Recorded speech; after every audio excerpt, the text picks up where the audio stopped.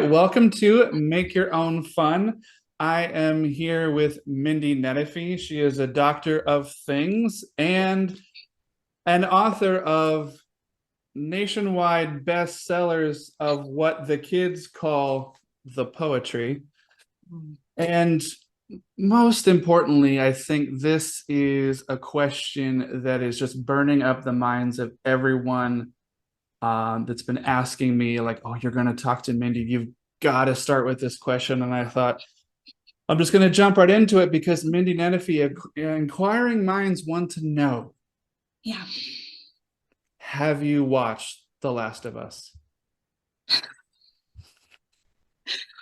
I haven't watched The Last of Us. Weirdly, I've had three conversations about it in the last couple of weeks. It keeps coming up. I'm aware that it is, it's about zombies, right? It's a zombie apocalypse situation. Yeah, it's based on a game. I've never played the game, but it's just kind of Yeah. taken the nation by storm, which was like Pedro Pascal was kind of like already America's dad as the Mandalorian. Now he's like the Uber Mm. dad that's got to save us all from zombies, I guess. But I haven't gotten to it yet, but it sounds like I'll be really into it.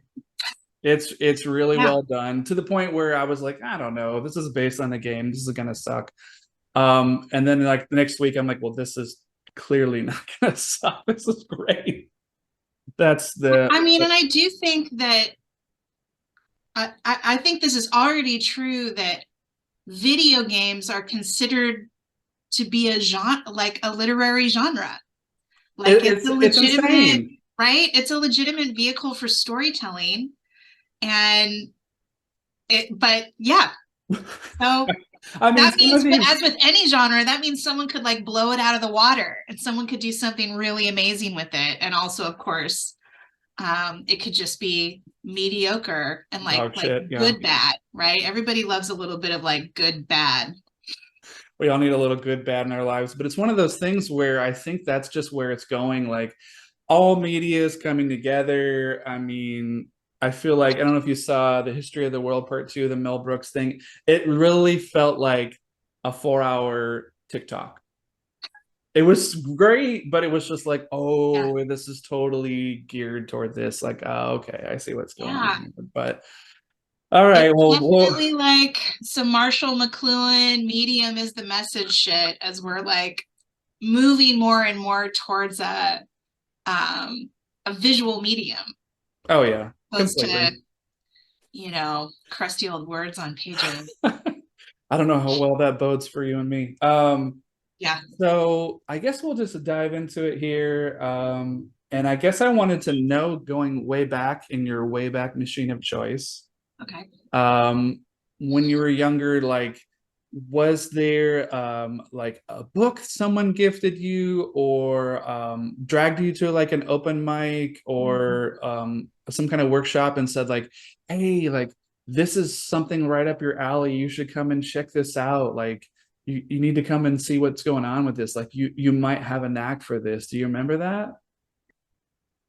Well, I have some like vague early memories of really of like discovering poetry for the first time. Um, I my mom has a note from a third grade my third grade teacher. I think my third grade, maybe second grade, a second grade teacher that just says Mindy's going to be a poet, and I was really offended by that for a really long time.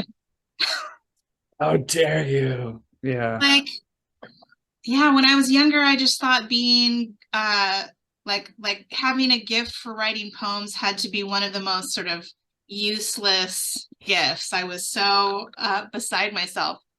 And I did yeah, I didn't really start sort of more actively getting into it until like right before my 13th birthday. Um, a friend of mine did like suggest that we go to a poetry reading at a place called, at the time it's called Jam's Coffee House That's on Beach awesome. Boulevard in Huntington Beach, California.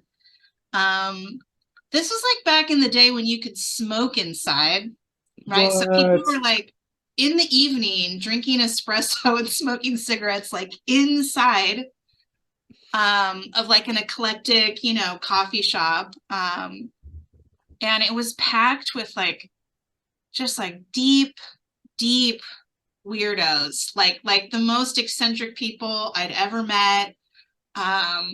I loved it. I just immediately fell in love with all of these people and wanted to impress them. There's like something about it that was like I wouldn't have been able to say this, of course, at the time, but something like anti-capitalist. Like, not only are these people not really making any money, I'm pretty sure the coffee shop owner wasn't making any money. I'm like, this is like, we're like destroying money. There's like something we're doing that's like actively against it. That felt really like liberating and saved my dark little teenage heart. I guess at that time, like I was technically a preteen, Eric. Oh my gosh. Um, there was one other poet who was as young as me going to these shows back then, Beth Marquez, who used to Okay. Yeah. yeah, so we've actually known each other since we were 13 years old now. Holy cow. It's And a gone back bunch of some yeah, and time. a bunch of the Southern California poets I've known. That's for 30 years now. I'm 43 years old. God, that is it's wackadoodle. I remember going to open mics with my comedy group back in the mythical land called Kent, Ohio. Ah, And I just remember going to these awesome mom and pop coffee shops that don't exist anymore. Like it was so sad, like going back like 10 years ago, and I went back and there's one of them's like a Starbucks now. Like one of them like carved out this really great cottage that used to be an open mic and put the Starbucks inside of it. I'm like, that's the ultimate insult.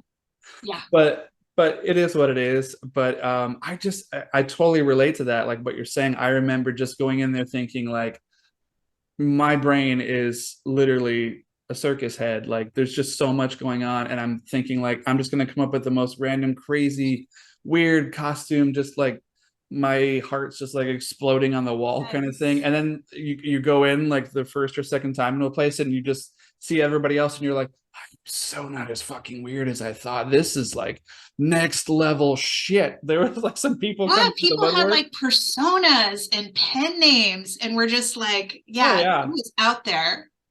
Oh Um, yeah. yeah.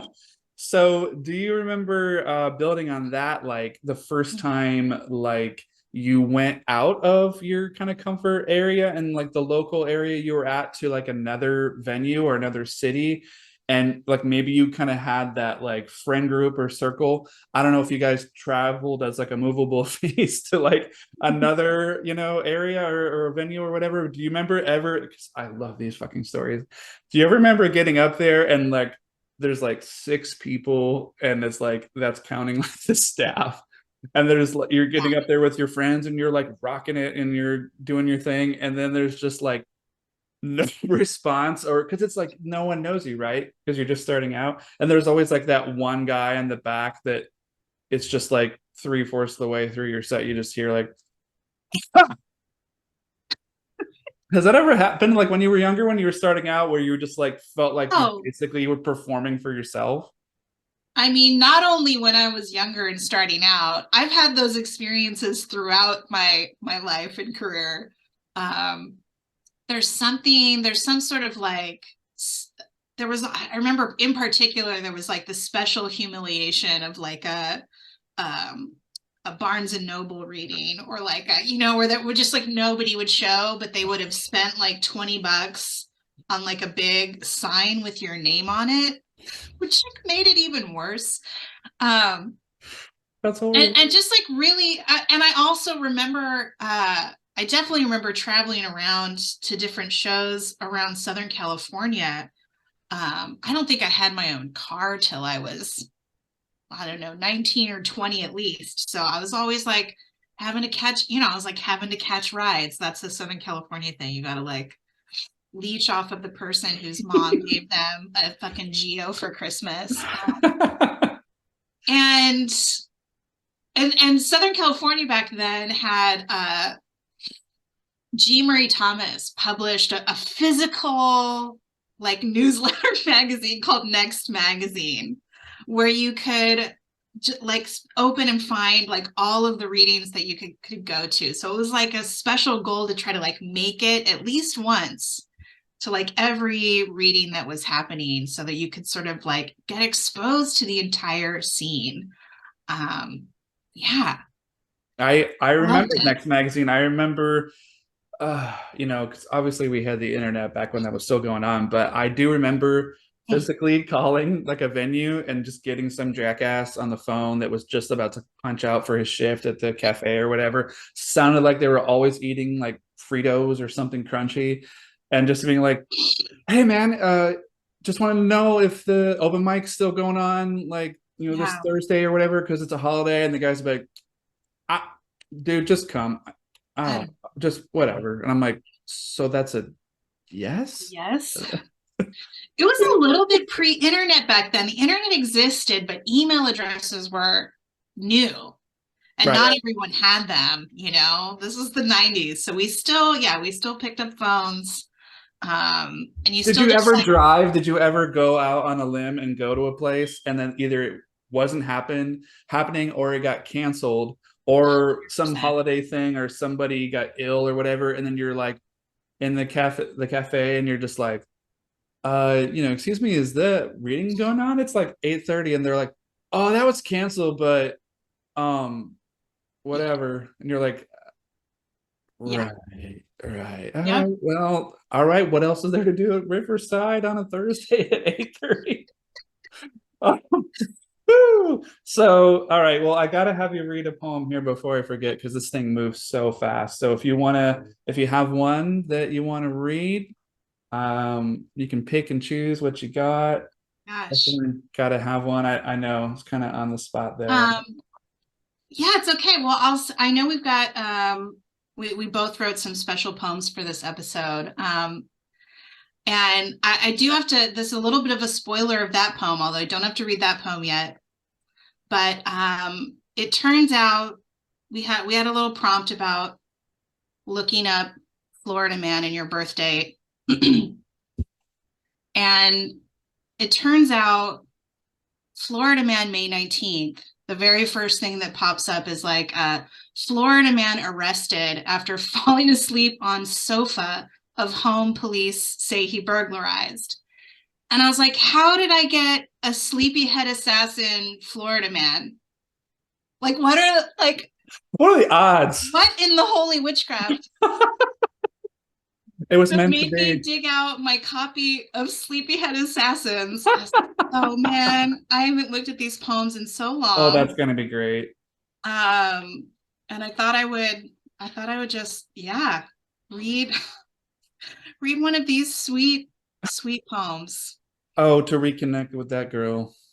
Oh, to go back in time. Some of these are really ballsy. Um, That's saying something coming from you. So my God, what are we in for here? I know. Well, shoot, let's just do it. Let's go to the most ballsy poem in the book.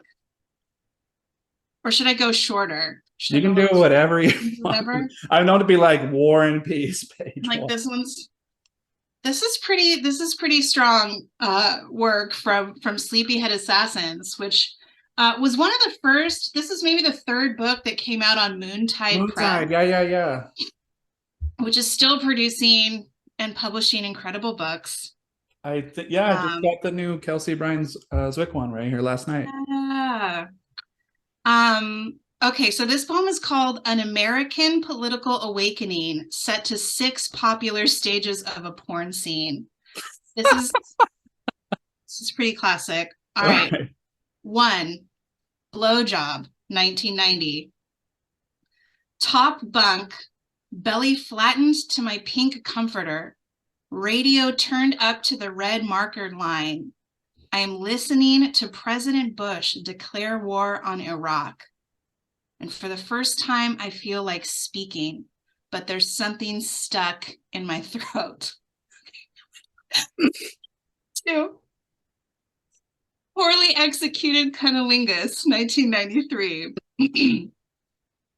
Freshman year of high school, after having yellow cake with chocolate frosting nunchucked at us by members of the Young Republicans, true story, John Hobbs and I form a school club, name it SDS in honor of Tom Hayden and the entire decade of the 1960s, which we feel truly cheated about missing out on. We wear black, we protest absolutely everything. We are nearly expelled for inciting trapper-keeper riots. The ACLU gives us lip service. The local news loves us. It feels fantastic. 3. Missionary, 1995. After watching me take it for months, when the evangelical boys presented evidence daily that my father's sexual orientation was vile and unholy and had corrupted my very breakfast cereal soul with its gay maggotry, after watching me stand up finally and take it personally, the US history teacher makes no move to restrain me as I viciously emasculate their skinny, baptized asses in front of the entire awestruck class, punching the leader in his soft pudding face. The match ends when the bell rings. Mr. Button holds me back, and when we are alone, hands me my first copy of Howard Zinn's A People's History of the United States. 4. Reverse Cowgirl, 1998. I began my career in herding student loans at a small private university in Orange County, a golf course landscaped money trap where rich, important men pat my bottom, call me young lady, and tell me with dimples like mine, I'll really go far. I memorized faces and license plate numbers. I smile sweetly. I decide I need permission from power like I need a hole in the head. I decide that every time I see a protest with no white people, I will pick up a picket sign, and this is how I learned to speak Spanish. 5. Doggy Style, 2001. The same year I graduate from that university and take a job at an upscale sex shop, a cokehead prince slips in the back door of democracy and steals the shiny prize. It is the most violent year of my life. I make a killing selling desensitizing creams and clit stems. I reread The Art of War. I try to intellectualize an enemy that will always unleash the pit bulls when you're down, that will always take you from behind. I sign up for jujitsu at the local Y, but they kick me out and refund my money when I stop fighting back. Final Canto, 6, Thumb Shot on the Face, 2006. I am teaching a class of remedial 8th graders, and they have my number. They know the trick to getting out of vocabulary building exercises is to ask large, important questions like, is it true you can get pregnant from kissing? And why do we have to learn history anyway? Today it is, why are we at war in Iraq? I do not answer their question. I become distraught, my face wrenched, and start sobbing, and then launch into a 3-hour lecture about the horror of cluster bombs and the shamelessness of George W. Bush. They will not ask this question again. Everything comes full circle. Woo! Hopelessness does strange things to you. I don't read the newspapers anymore. At night, I lie flat on my back, listen to the fan, stare at the ceiling, and imagine that tomorrow will be the day I begin my training as an assassin. Right on, right fucking on. Oh, that was so good. It's so funny. It totally reminded me of, I think one of the first times I met you was probably, oh God, like 2008, 2009. It's a Cobalt. I want to say maybe Amber was featuring. There may have been a flask of something being passed back and forth. Mm. And I think everybody was a little three sheets, but I remember saying something to you, something hey, this is only like the second or third time I've been here. You're just gonna get advice. And I think that like there's been a little raising of the wrist or whatever, but I think you said something like, Eric, don't suck. And I was like, right on. So that blew my fucking mind so much that the poem I read, I got a little bit into it and then I fucking forgot like that's 2/3 of it. So I just started like breakdancing or some shit. And people were just like, yeah. And I was like, I'm gonna get off stage while they're so I remember the beginning of it and it was like making fun of like kind of classic literature, but like how people had to like over enunciate and like try to make like every line like they're dying, like Judy Garland, like their hearts coming out of their mouth, right?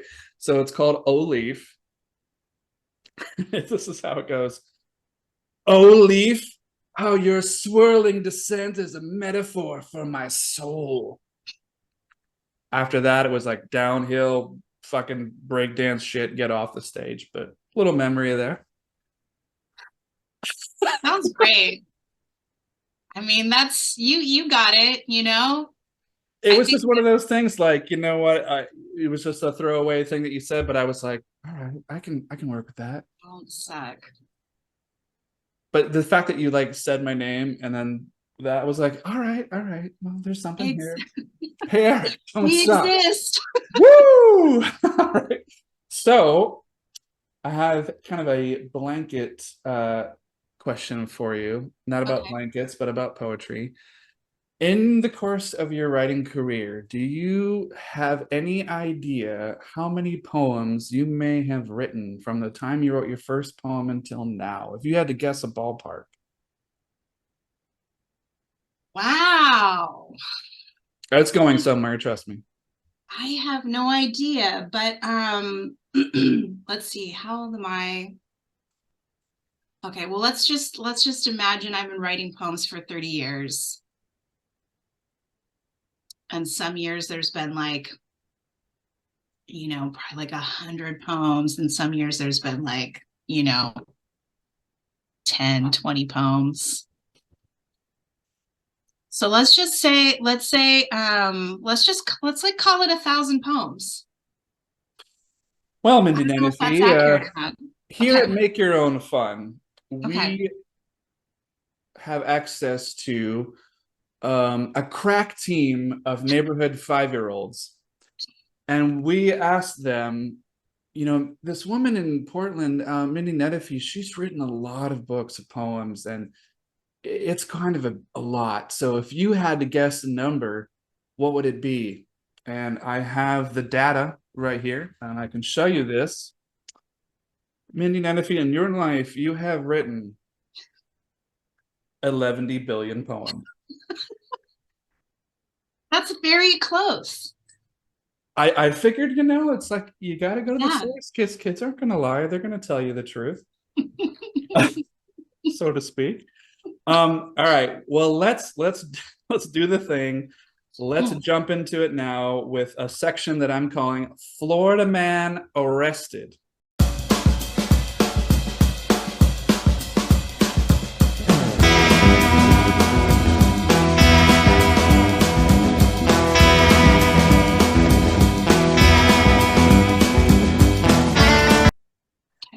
Okie dokie. So what we did for the prompt was you go to Google and you search engine of your choice. You put in Florida Man, the month and the day of your birth, and we're gonna write some poems. So we've both written a poem. So I will start first to establish a low bass line. And what I'm gonna do first is I'm gonna actually read the headline. Great. For August 17th. Florida man steals alligator from golf course, tries teaching it a lesson by throwing it on roof of bar. Okay. Woo! So I read the article and I was like, it gets weirder. Okay, so with that poem I have here is called Wrestling with the Night. How much rot gut booze does it take to wrestle a live alligator on a golf course in the middle of the night in Central Florida? The simple answer is there is never enough rot gut booze to wrestle an alligator because you don't fuck with alligators. And if you do, the alligators should and will justifiably kill your ass. But wrestling wasn't enough for you, was it, Bubba? No, you had to kidnap it, carry it through town, and try to throw it on the roof of the cocktail bar to what? Teach it a lesson? I'm guessing said lesson is that entitled drunk redneck douchebags rule. Is that it? Yeah, great lesson there, champion. But guess what, you self satisfied garden utensil? When you post bail, the alligators will be waiting, waiting at your girlfriend's slash cousin's vape shop, waiting at the coin laundry that serves chili fries that's also a drive through car wash, waiting at the all things camouflage outlet store, waiting for Whitesnake to make a comeback, waiting while doing the hokey pokey with all of their might, waiting in vain and in pain with cheap rhymes, waiting while you tap another hard in vain as you look over your sunburned shoulder into the heart of darkness that is the humid, Florida, swampy, slithering, snapping night for the rest of your sobering life. Ta-da! All right. Amazing. Thank you. I considered a white snake reference as well, so I got like a special I mean, thrill at that Florida, line. alcohol, alligators, got to work in some. 100% trying to get in the mood. Okay, this one's a persona poem, written from the perspective of this particular Florida man. This is again, Florida man, May 19th. Florida man arrested after falling asleep on sofa of home. Police say he burglarized. I haven't had any adrenaline in my body since the early aughts. Back then, I used to steal hearts and get laid. There were so many Michelles. They all smelled like grapefruit and mango. Fuck. Now, when the cola wears off, I'm a goner. Drugs will do that to you, kids. Take your life force and crush it like a can and throw it at the dog. Before that, sure, you're awake for days. You're riding the thigh of a jacked up dragon and its scales are sharp and cutting you the fuck up, but you don't feel a thing. You're invincible. But it's just borrowing the rush from your future awakeness. And one day you wake up in the future, but it's right now and the God tank is empty. I can't get it up for Mrs. Claus in fishnets. It's fucking sad, and you should listen to your teachers. You should find a religion to get into, or at least a management training program. And don't buy drugs from guys with snakes. Breaking in is actually pretty easy, but breaking out. Yes. Oh, that was brilliant. Oh, you're such a trooper. Thank you. Oh my God, that was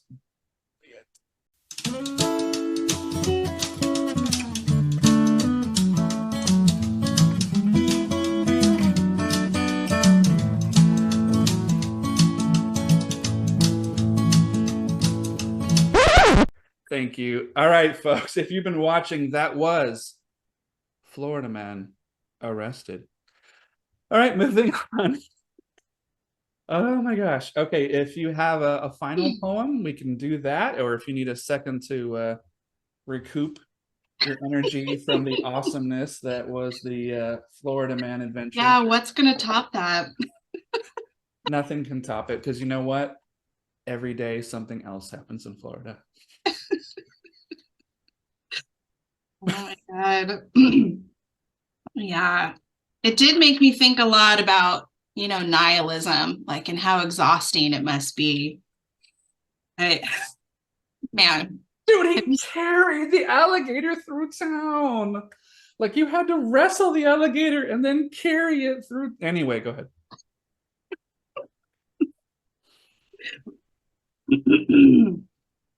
all right.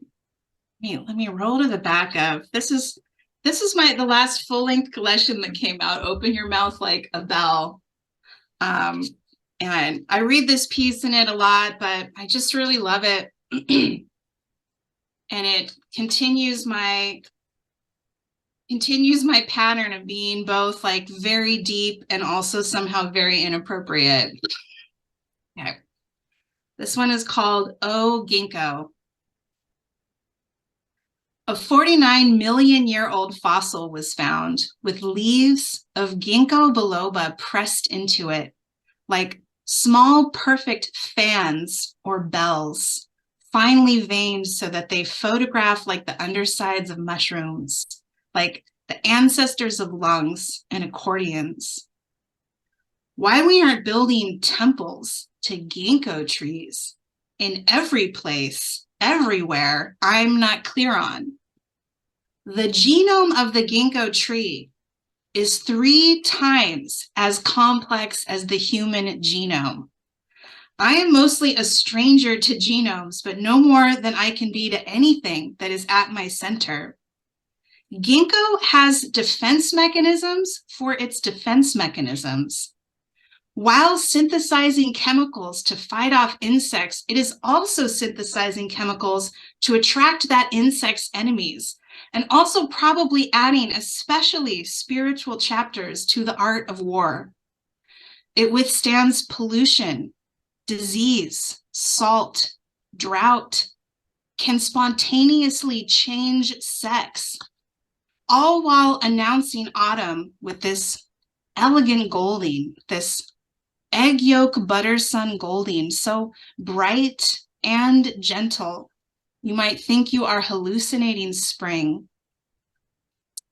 When the atom bomb detonated, annihilating, incinerating, charring even the air, the roots of the ginkgos of Hiroshima remained unscathed. In only a few days, they sprouted new growth above ground. Let us pray. O ginkgo, teach us, great tree, how to be complex enough to be this complex, how to be vast enough to grow beyond our history while not denying our history. Teach us how to survive ourselves. Ooh. Wow. That was pretty incredible. Thank you for that. So I guess we're down to the last few minutes here, sadly. I guess just let the folks know kind of what you have going on, what's coming up for you around the corner. Man, what I have going on. Well, I'm always teaching workshops and occasionally doing shows, and you can always find updated information about that on my site, which is thecultofmindy.com. You can follow me. I'm mostly like on the Instagram these days when I am ever on social media, with occasional, like dives into the Facebook, which is its own universe. You can follow me at either place and probably get up-to-date information. And I also have a Substack that you can join, where the basic offering is totally free, and it's called In the River of What's Happening Now. If you're also like into the moon, and like I write my one of my main things beyond writing poems and like working as a somatic trauma therapist for a living, is writing about the moon. So you're welcome to get in on that if you would like to. That is so great. That's so great. And I just wanted to take a minute and just say you got to keep doing what you're doing. You're an inspiration to so many people. Maybe in the next year or so, my daughter might be ready for some of your stuff, but she's not quite 14 yet. So, granted, I'm sure she's heard it all and seen half of it all by the time she's going to be done with middle school here. But When the time comes, you can snag her a copy of the Courage anthology that I put together with Rachel McKibbins and Karen Finney-Frock. That's all poems that we wish that we had back then. right on. Yeah, I got some great starter stuff from Rondi Kaimor. That's going to be coming her way, and she's kind of got the acting bug, so we'll see how that goes. So she's kind of a ham. I don't know where she gets it from, but we'll see. But oh my God, thank you so much for being on the show. You were a delight, as I knew you would be. And yeah, this will be up on Wednesday. And thank you so much. Enjoy the rest of your Sunday. You were awesome. All right, sweet. Really good to see you, Eric. Yeah, you too. It's good to see your Yeah. face. Bye, everyone. Bye. Happy National Poetry Month. Yeah, thanks.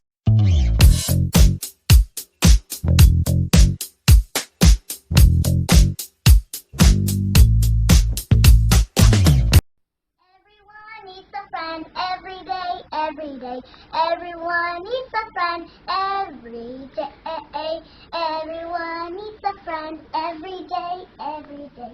Everyone needs a friend at school, at work, anywhere. Everyone needs a friend. Everyone needs a friend every day.